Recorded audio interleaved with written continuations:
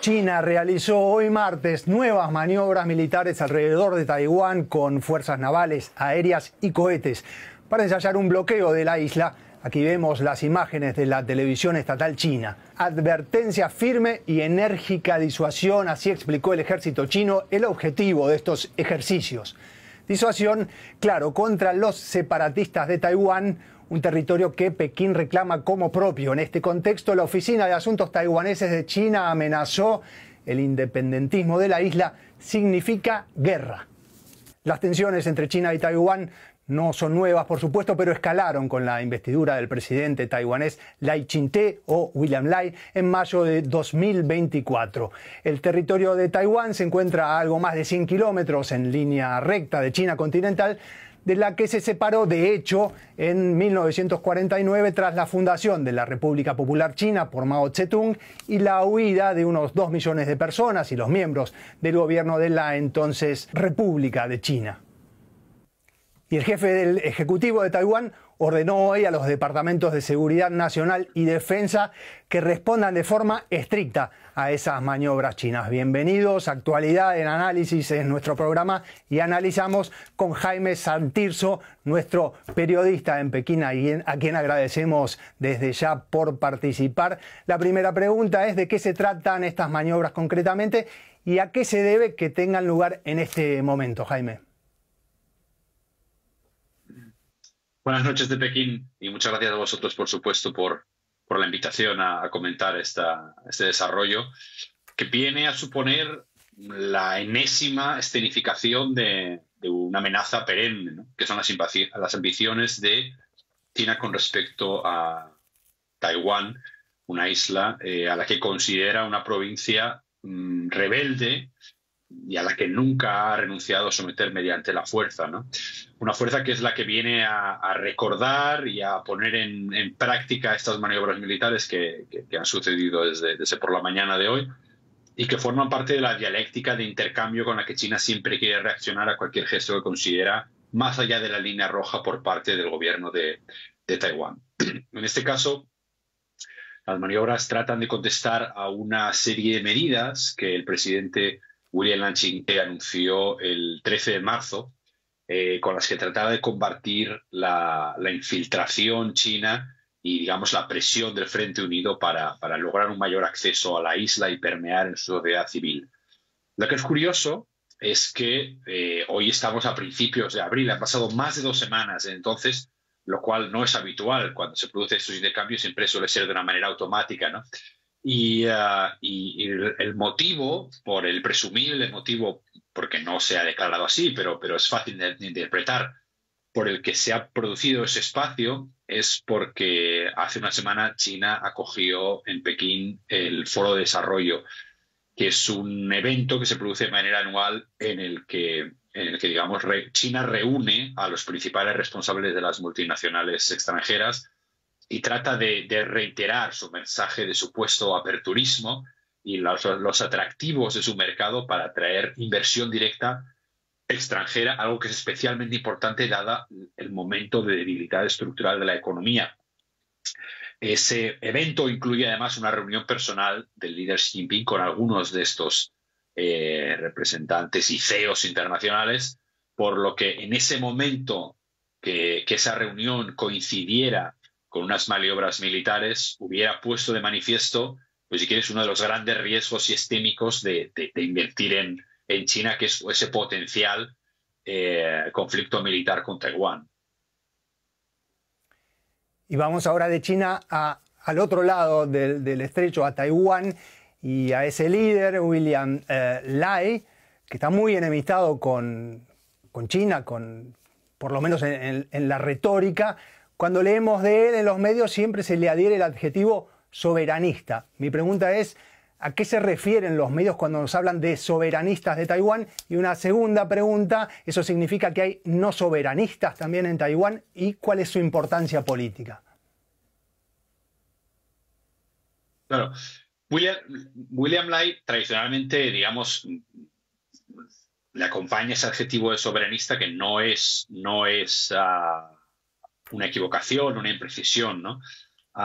William Lai es una persona que, sobre todo al principio de su carrera política, mantuvo posiciones bastante más alejadas del espectro habitual, ¿no? Siendo abiertamente independentista.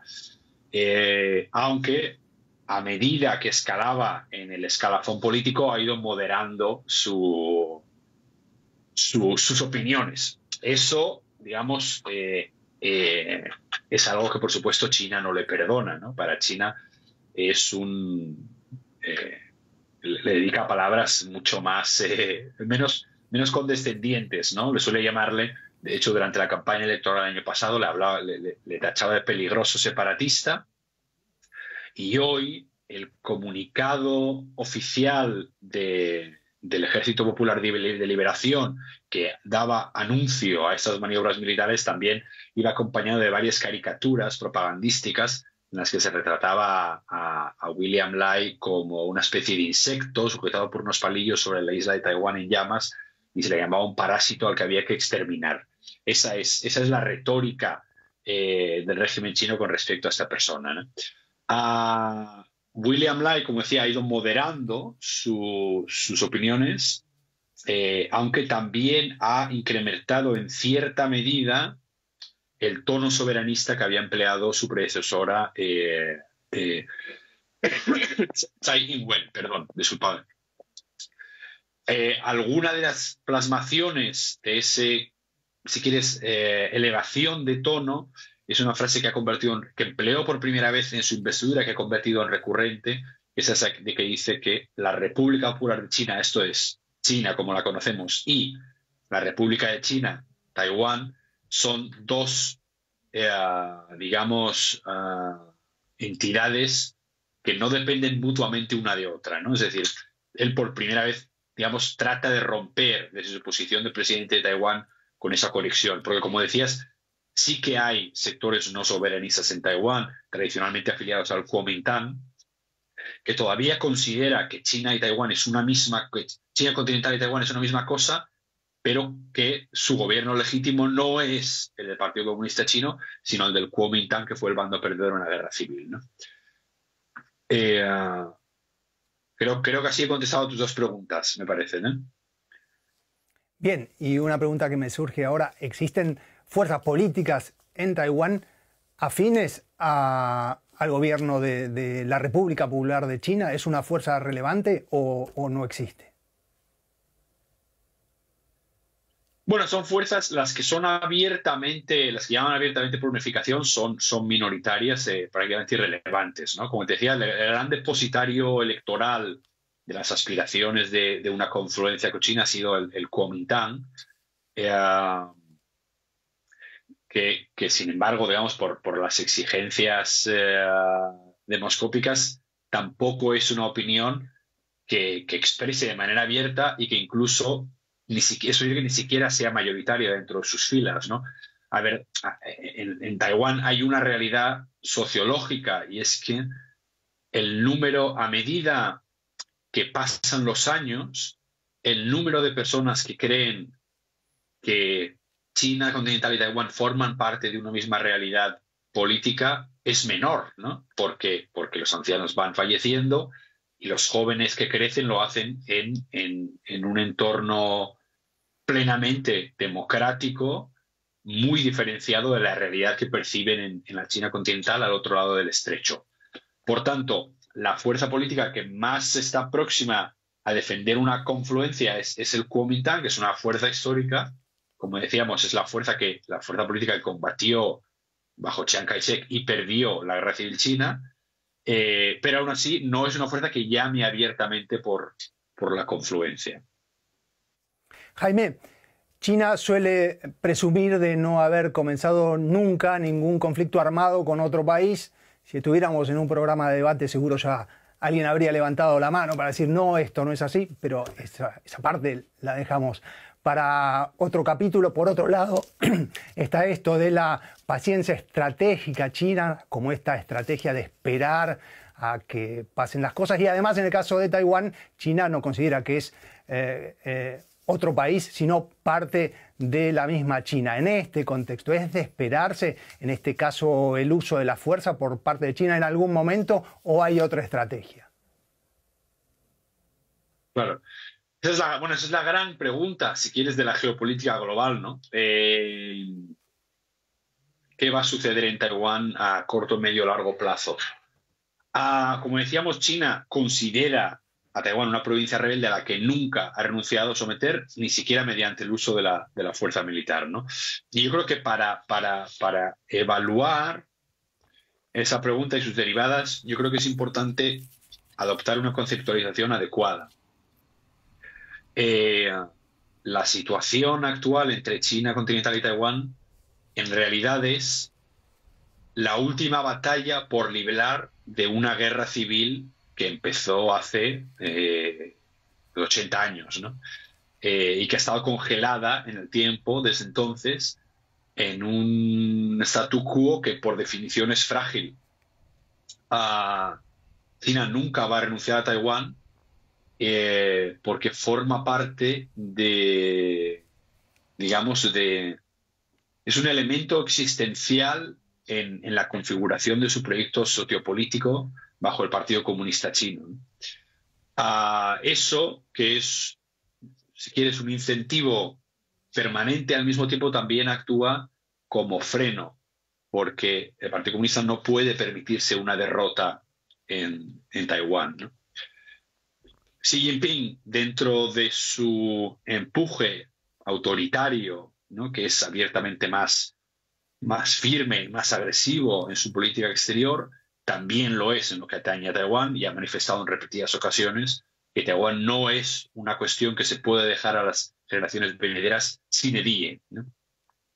Sin embargo, los elementos básicos permanecen inalterables, ¿no? Está China con su auge militar, está la posible intervención o no de Estados Unidos, el conflicto mundial que eso generaría y la evolución doméstica de Taiwán que se aleja cada vez más de China, ¿no? De modo que las únicas rutas alternativas a una resolución militar, por más que a corto plazo no sea probable, pero proyectadas a largo plazo, que serían o un empuje sociológico en Taiwán que apoyara una reunificación o una liberalización del sistema político chino que fuera más laxa en ese sentido, ninguna de las dos parece probable.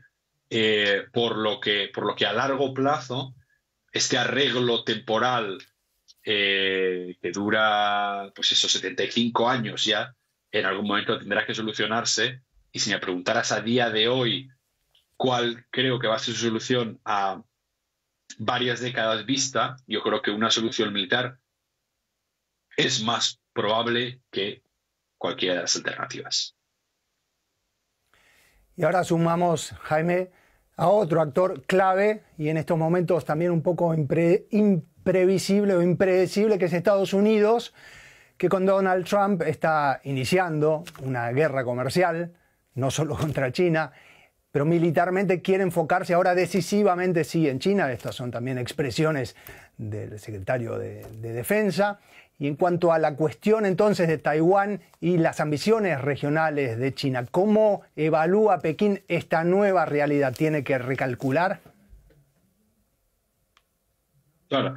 Sí, como decíamos, digamos, el elemento el tercer elemento que se inserta en esa dinámica entre China y Taiwán es la presencia de Estados Unidos y en particular su disposición o no a involucrarse de manera militar en caso de una supuesta invasión tal y como sugiere que haría las actas del Congreso, ¿no? Dentro de la transformación del escenario geopolítico que ha traído el regreso a la Casa Blanca de Donald Trump, esto afecta sin duda de manera central a Taiwán y su relación con China, ¿no? Dado el sentido de sus declaraciones y su actitud, pues existen más dudas de que él esté dispuesto a a defender militarmente a Taiwán de las que había, por ejemplo, con Joe Biden, ¿no? Que durante su mandato, al menos, si no recuerdo mal, creo que en 5 ocasiones, rompió lo que se llama esa ambigüedad estratégica para afirmar que sí acudirían en defensa de Taiwán, ¿no? Lo que sin duda también fue un elemento de evolución significativo. Entonces, Trump en esta cuestión, como en tantas otras, representa un misterio y se teme que podría tener un acercamiento más transaccional con respecto al futuro de Taiwán, ¿no? Al mismo tiempo, también ha identificado de una manera muy clara que China es, si quieres, el gran enemigo de su política exterior, hasta el punto de que está dispuesto a facilitar un acercamiento con Rusia si eso le permite estar mejor preparado de cara a China. Por lo que hay muchas señales conflictivas, ¿no? A día de hoy, Taiwán puede, digamos, fiar su respuesta y sus estrategias de contentar al presidente estadounidense por 2 vías fundamentales. Una es, digamos, su presupuesto militar y otra es sus semiconductores.